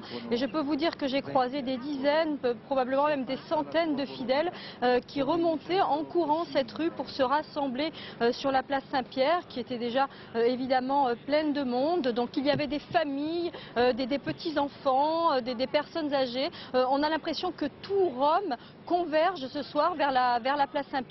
Il y a aussi bien évidemment des ecclésiastiques. Nous avons croisé des dizaines de légionnaires du Christ qui couraient et qui nous ont dit venir du monde entier et qui se précipitaient vers la place Saint-Pierre. Vous savez, les légionnaires du Christ, c'est cette garde rapprochée, on peut dire, de Jean-Paul II. Et là où je me trouve, il y a encore des dizaines de personnes. Le flot ne s'interrompt pas. Je pense que les gens, évidemment, apprennent la nouvelle au fur et à mesure et tout le monde, tous les Romains sortent de chez eux parce que ce sont effectivement essentiellement des Romains pour l'instant, des familles entières qui convergent vers la place Saint-Pierre pour participer à cette messe, bien évidemment, puisque le cardinal Ruini a appelé à ce que tout le monde vienne prier et veiller ce soir sur la place Saint-Pierre, sous les fenêtres de Jean-Paul II. Isabelle Stess, comment va se dérouler cette nuit à Rome?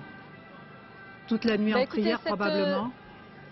Oui, toute la nuit en prière probablement. Vous savez, bon, évidemment, on pourrait dire que tous les Romains sont catholiques, en tout cas très proches de Jean-Paul II.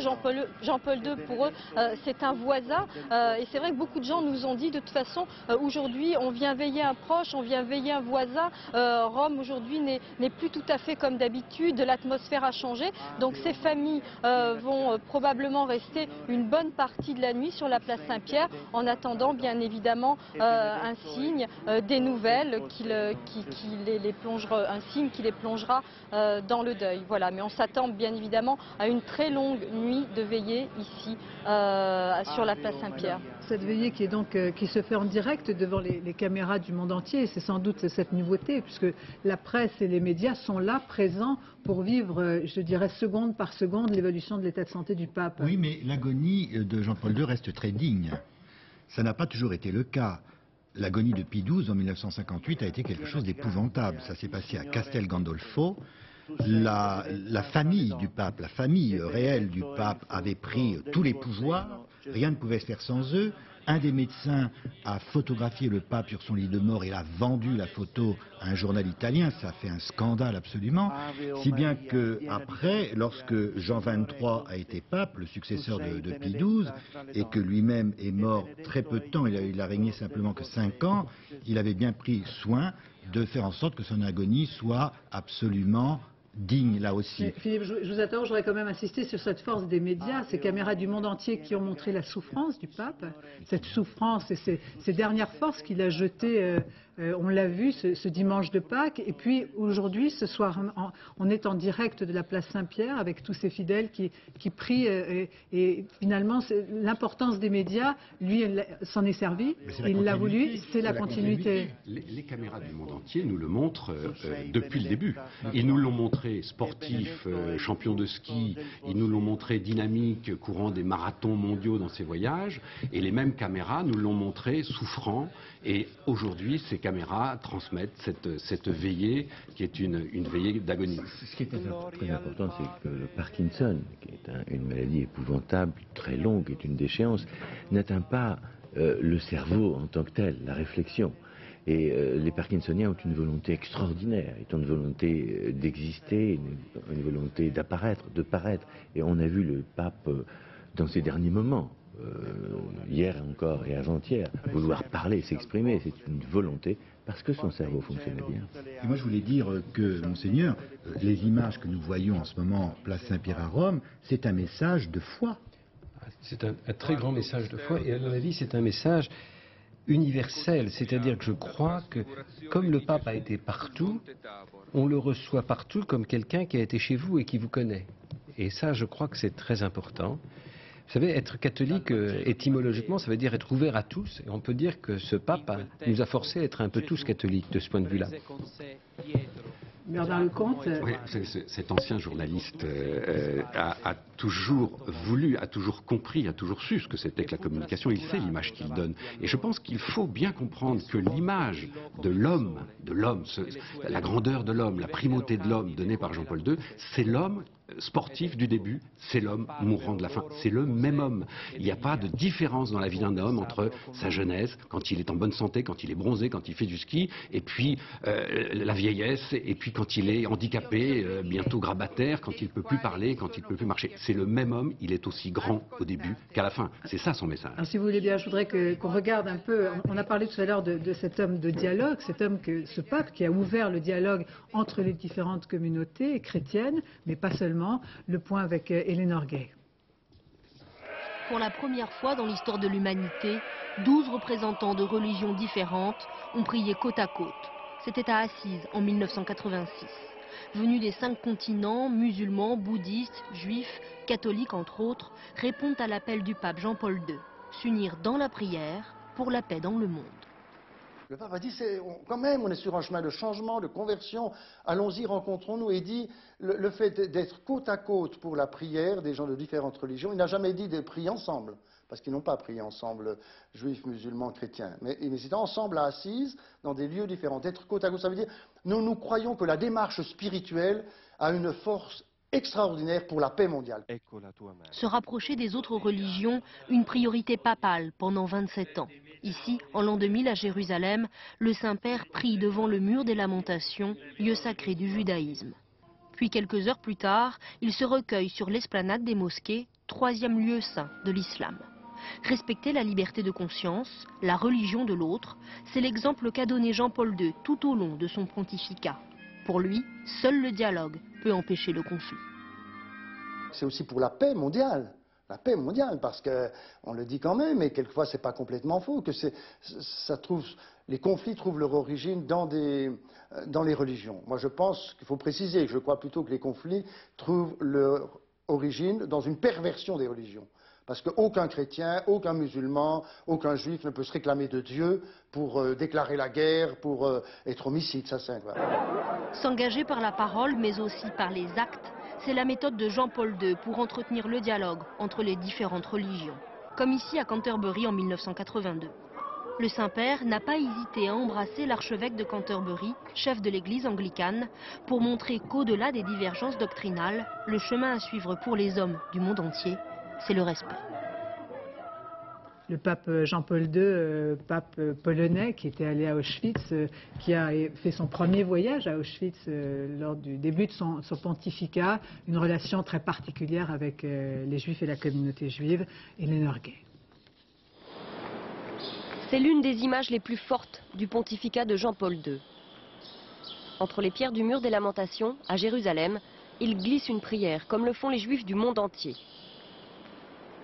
C'est le texte de la repentance de l'Église catholique à l'égard du peuple juif. C'est finalement un symbole très fort de l'amitié qui existe et qui se développe de façon tout à fait remarquable et admirable entre juifs et chrétiens. Ce pèlerinage en Terre Sainte est exceptionnel.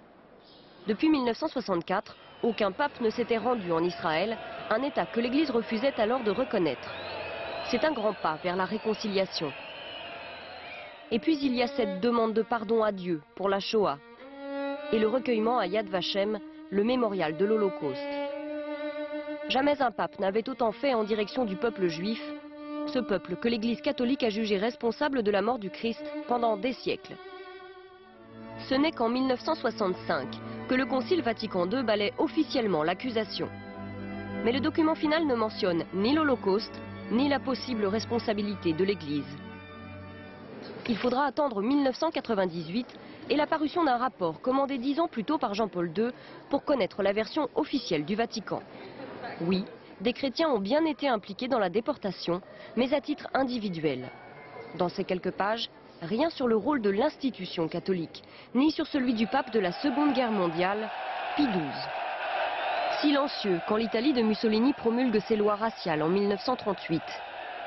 Resté muet alors que plus de 8000 juifs italiens sont déportés vers les camps d'extermination nazis en 1943. La raison qu'ils ont toujours donnée pour le silence du pape, c'est ad maiorem mala vitanda, pour éviter des crimes plus grands. Mais qu'est-ce qui pouvait être pire que Dachau et Auschwitz avant tout? Jean-Paul II n'a jamais condamné son prédécesseur. Peut-être parce que la controverse est loin d'être tranchée. Le pape et l'Église dans son ensemble ont aidé beaucoup les persécutés, les Hébreux persécutés. Après la fin de la guerre, et la communauté juive a remercié publiquement Pie XII pour son intervention. La vérité se trouve peut-être dans ces archives du Vatican.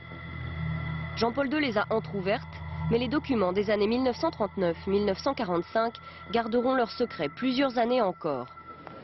C'est toute l'ambiguïté de ce pape, ardent défenseur du rapprochement avec les Juifs, premier de toute l'histoire de la chrétienté à entrer dans une synagogue, celle de Rome en 1986. Mais aussi accusé de passivité quand éclate l'affaire du Carmel d'Auschwitz. Depuis 1984, un voile ternit l'image de l'Église, celui de 8 carmélites polonaises. Elles ont élu domicile à l'intérieur du camp de concentration d'Auschwitz, soutenu par l'épiscopat polonais. La polémique fait rage, mais il faudra attendre 9 ans avant que Jean-Paul II exige leur départ. Malgré les notes dissonantes, l'effort de réconciliation est incontestable. Janvier 2005, commémoration des 60 ans de la libération du camp d'Auschwitz-Birkenau. Dans la même cérémonie, Moshe Katsav, le président israélien, est le représentant du pape. L'Église catholique est profondément attristée par la haine, les actes de persécution et les manifestations d'antisémitisme exprimées contre les Juifs par les chrétiens en tout temps et en tout lieu. Une fois encore, pas un mot sur la reconnaissance du rôle de l'Église pendant la guerre. En 1979, dans ce même camp, le jeune pape Jean-Paul II célébrait une messe devant 1 million de Polonais. Mais les seules fleurs furent pour un catholique, le père Maximilien Kolbe, qui offrit sa vie en échange de celle d'un déporté. Si vous voulez d'abord un mot, Monseigneur Dubost, Jean-Paul II a vécu en fait son enfance dans un milieu où il y avait beaucoup de juifs. On oublie toujours qu'à Auschwitz, avant la guerre, il y avait presque 60% de juifs et qu'à Wadowice, d'où le pape était issu, il y avait de nombreux juifs et qu'il a des camarades de classe, des camarades de toute sa vie qui étaient juifs et qui sont restés ses amis jusqu'au bout. Et je veux dire qu'en voyant ces images, je ne pouvais m'empêcher d'un voyage que j'ai fait il y a 15 jours ou 3 semaines avec le rabbin qui est en Essonne et un groupe de juifs et de chrétiens de l'Essonne. Ça aurait été strictement impensable il y a 15 ans. Et j'allais dire que je ne saurais trop dire combien c'est important pour la paix du monde et pour la vérité d'ailleurs que nous ayons vécu ces moments-là ensemble. Avant de repartir pour Rome, un dernier mot. Oui, quand on pense qu'avant le Concile Vatican II, les chrétiens parlaient des Juifs comme du peuple déicide et que tout a changé au moment de Vatican II. Le pape disait en 2001, vous êtes nos frères préférés aux Juifs et d'une certaine manière, vous êtes nos frères aînés. Et il ne faut pas oublier que le vendredi saint, dans ces 9 prières que l'on dit pour le monde entier, il y a une prière spéciale pour nos frères juifs. Alors, merci à vous tous. Vous restez encore avec nous quelques instants. Retour vers Rome, vers vous, Isabelle Stess. Vous êtes tout près de la place Saint-Pierre. Oui, tout à fait, Béatrice, et je peux vous dire que depuis à peu près 1 heure, il y a un flot continu de fidèles qui se rendent sur la place Saint-Pierre, qui passent juste à côté de nous. Beaucoup d'Italiens, bien sûr, qui ont qui ont suivi les nouvelles à la télévision et puis qui sont sortis en famille. Et il y a aussi des Français, des groupes de Français qui étaient en pèlerinage à Rome pour ces fêtes de Pâques et qui ont bien évidemment sont venus ici dès qu'ils ont entendu la nouvelle. Je crois qu'on peut dire que tout Rome converge vers la place Saint-Pierre ce soir. Tout le monde se rend là-bas pour prier ensemble sous les fenêtres du pape et pour veiller probablement toute une partie de la nuit. Vous savez, Jean-Paul II pour les Romains, c'est un voisin, c'est un proche, donc ils viennent témoigner leur affection et leur foi. Merci Isabelle Stess, merci de nous avoir suivis. Une édition spéciale certainement un peu longue, mais qui méritait évidemment que nous vous rendions compte de la situation à Rome. La dernière information, c'est celle-ci. Le Vatican dément que le pape soit mort, en tout cas pour l'instant. Une agonie très certainement. Rome en prière. 2 dernières informations évidemment dans le journal de la nuit. Dans un instant, la météo Nathalie Rouet, puis le point route. Et puis, quant à moi, j'aurai le plaisir de vous retrouver demain dès 13h. Excellente fin de soirée sur France 2.